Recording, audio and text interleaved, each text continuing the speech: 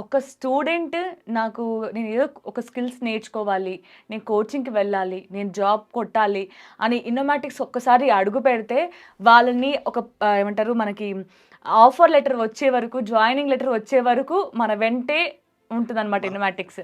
కేవలం joining letter వరకే కాదనిపిస్తుంది నాకు.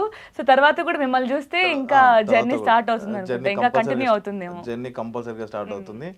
అంతెందుకండి, ఇన్నోమాటిక్స్‌లో ఒక చిన్న ఎగ్జాంపుల్ చెప్తా. ఇన్నోమాటిక్స్ నేను కంప్లీట్ చేసుకొని నేను 1 ఇయర్ నేను వేరే కంపెనీలో జాయిన్ అయిపోయాను.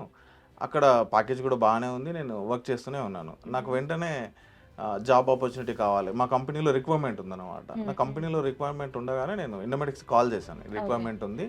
మరి మంచి స్టూడెంట్స్ పంపించగలుగుతారా ఫస్ట్ అని నేను అడిగాను నేను. అక్కడ స్టూడెంట్స్ పంపించారు. 10 మెంబర్స్ పంపించారు. దాంట్లో 8 మెంబర్స్ సెలెక్ట్ చేశారు. 8 మెంబర్స్లో 2 మెంబర్స్ నా డిపార్ట్మెంట్లోనే ఉంటారు. ఒక పర్సన్ నేను టీచ్ చేసిన పర్సన్ నాకు కొలిక్ ఇప్పుడు నా పక్కనే కూర్చొని మేమిద్దరం కలిసి వర్క్ చేయాల్సి వస్తుంది.